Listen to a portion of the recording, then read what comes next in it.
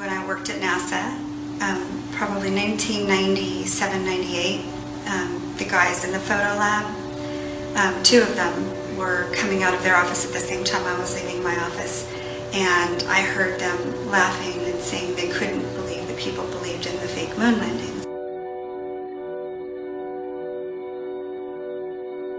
In 2007, one of the guys I worked with at Lockheed Martin told me that the Earth was flat.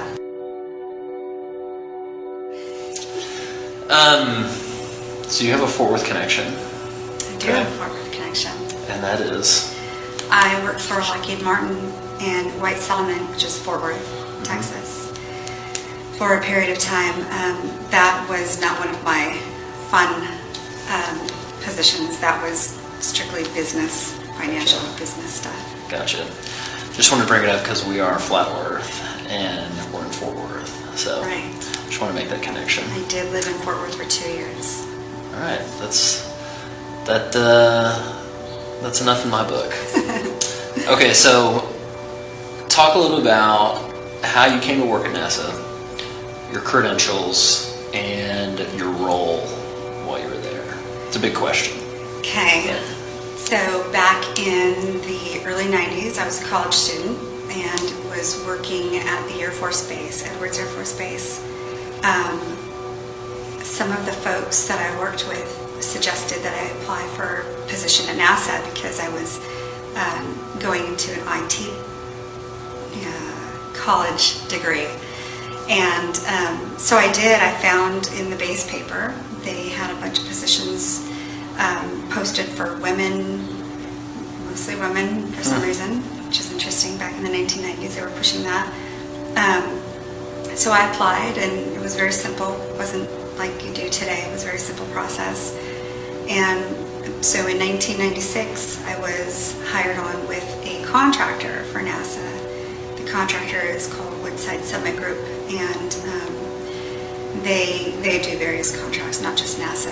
But I worked directly in a NASA facility called Dryden Flight Research Center, which is one of the main NASA facilities in the U.S.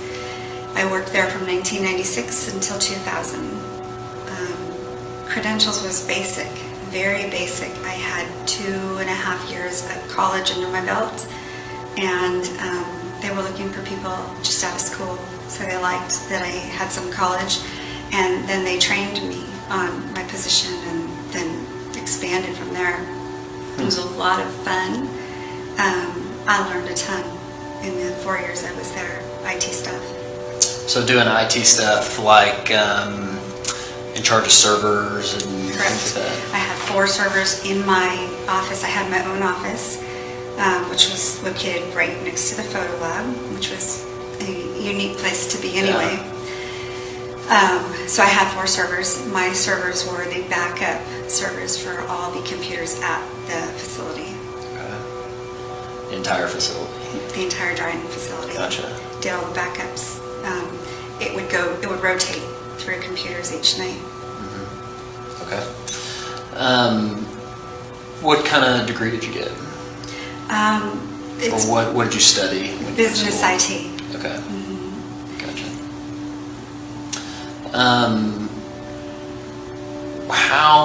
How did you come into Flat Earth? Because you weren't a Flat Earther when you worked at NASA. Correct. Right? So tell me about that journey. So it's actually, if you don't mind if I go back a little bit Please. further, when I worked at NASA, probably 1997, 98, the guys in the photo lab, 2 of them were coming out of their office at the same time I was leaving my office, and I heard them laughing and saying they couldn't believe that people believed in the fake moon landings. Huh. Now, obviously, I wasn't aware of any of this then. I had no idea, so I honestly just thought they were crazy. So I kind of brushed it off, and I didn't think about it again for many years. And then in 2007, one of the guys I worked with at Lockheed Martin told me that the Earth was flat. And I discarded the information because he didn't really give me a lot of detail. He was an engineer, very smart guy on the F-117. Wait, a smart guy that believed in a flat Earth? Very educated. Okay. Very educated and very Gotcha. smart, and aerospace background. Told me that the Earth was flat, and again, I discarded it because it was just nonsense at the time. So fast forward a couple of years, and in 2009, I woke up to pretty much everything. And it's a hard awakening when it's all in one, but Sure. fake moon landings, 9/11 inside job, chemtrails, HARP, and you just fill in the blanks from there.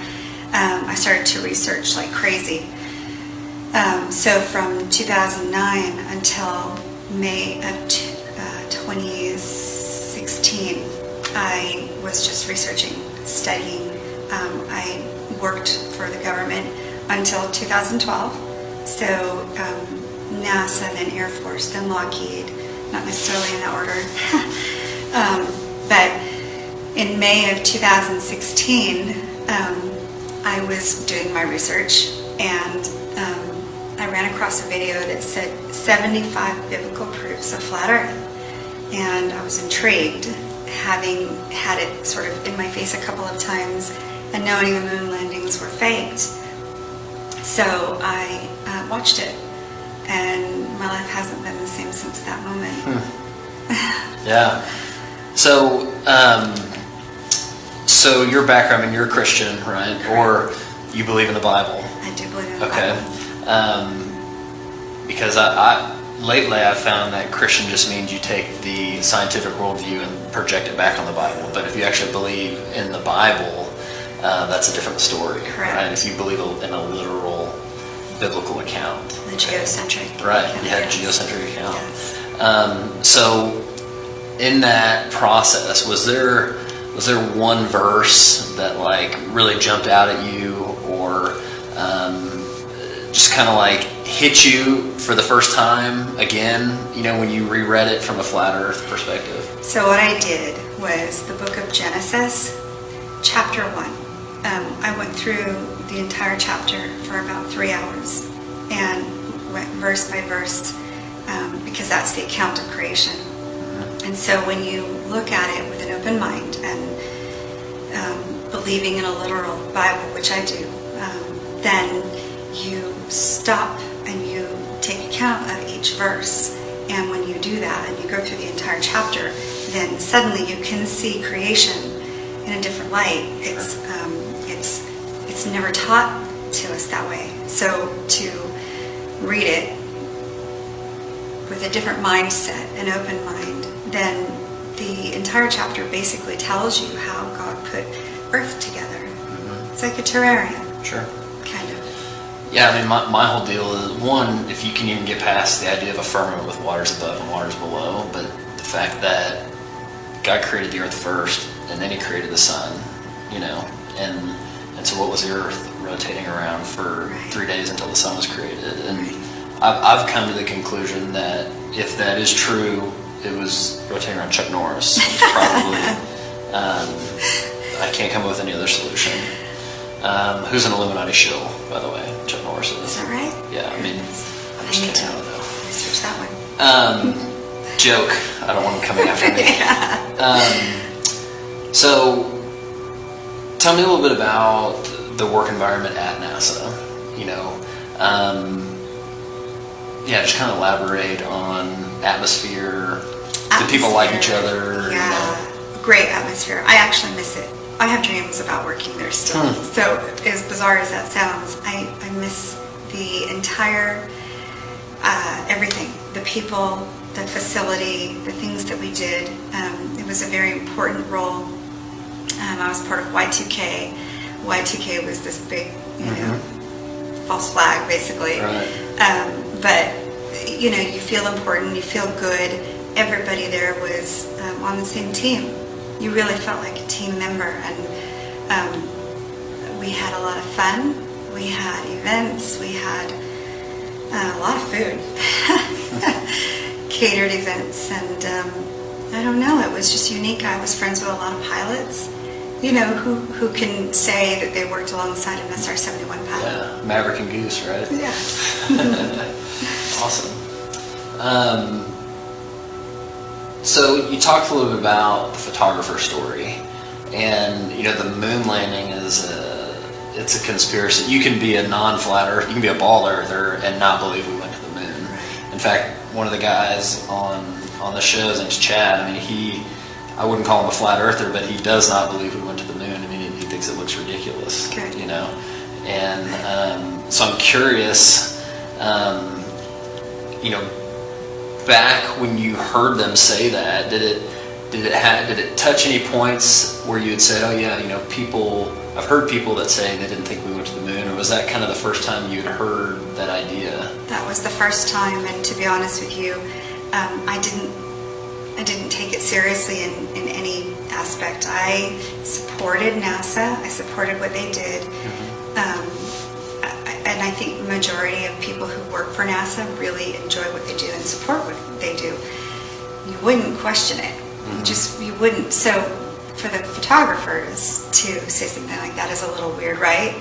Well, a few months ago I realized that when I got my tours through the photo lab, there were no pictures of space. They were all jets. So the photo lab has a lot of photos, but none of space. Wow. Yeah.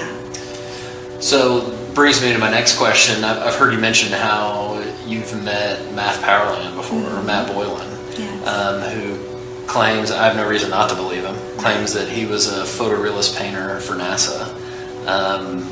And did you know of any other quote-unquote painters that were there while you were there? We did not. In fact, I knew we had painters because when you walked into the main building where I worked, I think it was building 1600, in that foyer we had a beautiful painting of the globe that we knew was a painting because they made a big deal out of it and presented it and gave it to us in our building. And so I knew there were painters, but I just thought it was painting. I never put two and two together. Yeah, I mean, he's become famous for saying photo or painting, right? Right.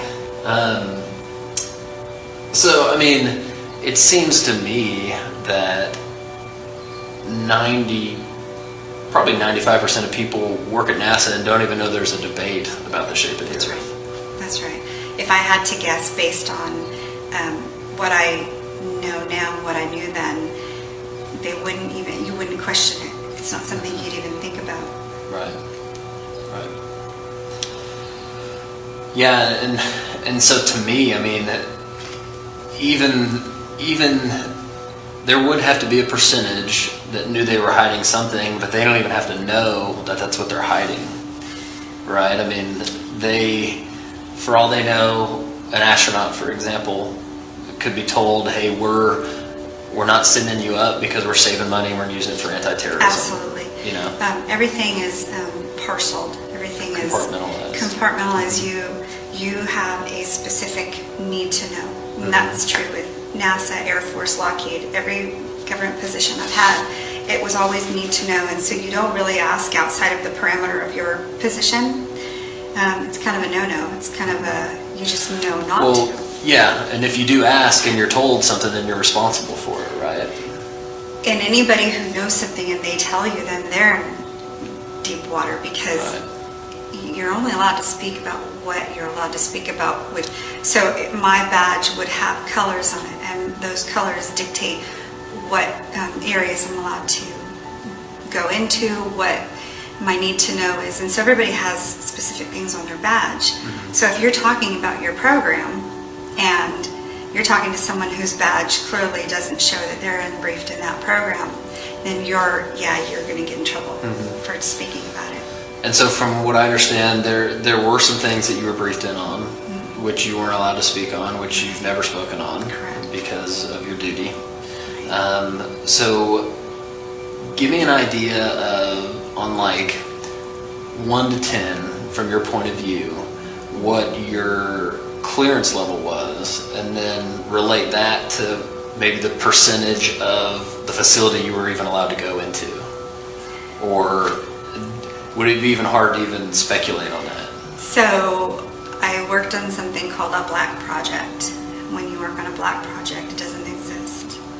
And that's pretty much, if you look at my going away placard from the F-117 program, and I went into the black program, it says, be a light on the dark side. The reason it says that is because I was going into a black program. So, which begs the question, if a project doesn't exist, where does it get funding from? Same place, but it has a name that isn't its name. Right. It's hard to explain that. Sure. No, I get it. So my point would be, if NASA is getting $50 million a day and they are not sending rockets up or people up, then they've got extra money for quote unquote black projects. Correct. And yeah, so that's super interesting. Yes. Okay. Do you, knowing what you know now or knowing what you believe now, do you have any guilt associated with having worked there or anything like that? Or? No, I don't have guilt, but I do have a little bit of shame for our government, in that I was a big patriot, very pro-American, very pro-Republican. I was just a very, pro-government, pro-Air Force. And not that I'm not still, because the people who work there, they're still good people. They don't know.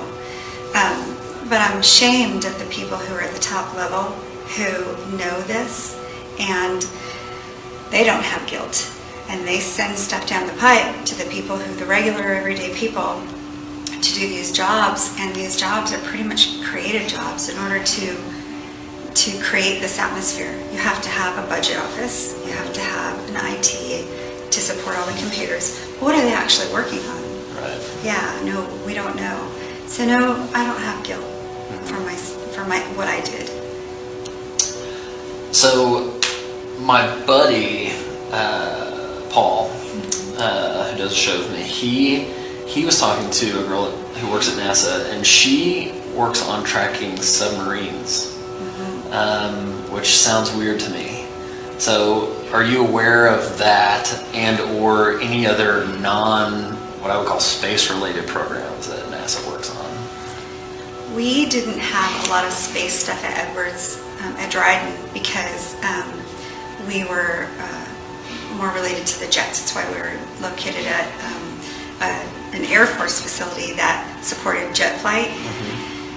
I can tell you there's a lot of programs that are unusual that they typically deal with flight, though. I have not heard of a submarine, although it could be a tracking thing that we're talking about. Yeah, maybe tracking. I mean, it sounded interesting to me. I mean, coming from the biblical mindset of the waters above, we were wondering if they were trying to go under and up or something. I think they are trying to test the waters. There's you've seen the video where they're trying to go through. Yeah, that's phenomenal stuff. They're able to get through that. So, what would you tell a non-flat earther who's extremely skeptical?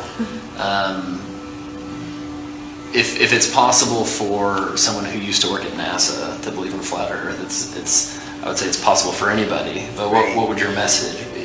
I would say definitely keep your skepticism, because you have to be skeptical of everything, and I am still. But I would say keep an open mind at the same time, and just look into it. Give it some time. It's not going to happen in one day. And you can jokingly say just give it a day, but the truth is you need more than a day, and you need to be open-minded. And just because it's so taboo doesn't mean it's wrong. It is taboo, and I think there's a reason that it's become that way. I think it was purposeful. Anyone who says the earth is flat is crazy. Well, I'm not crazy. I hold a clearance, and so I can tell you I'm not crazy, and the people that I've met who are flat earthers are not crazy. What's crazy is not being willing to look at something that's unusual without, and don't put it aside without looking into it. Just look at it. So what would you tell other NASA or ex-NASA or government employees that maybe have a weird sense of something that might be going on? Or If I was still working, I would be very quiet because of my career. So I get it, and that's the truth.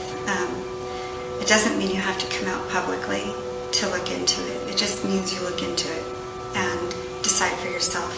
You can still quietly share this information with those that you know, the friends, family, your children, and say, maybe there's another option here.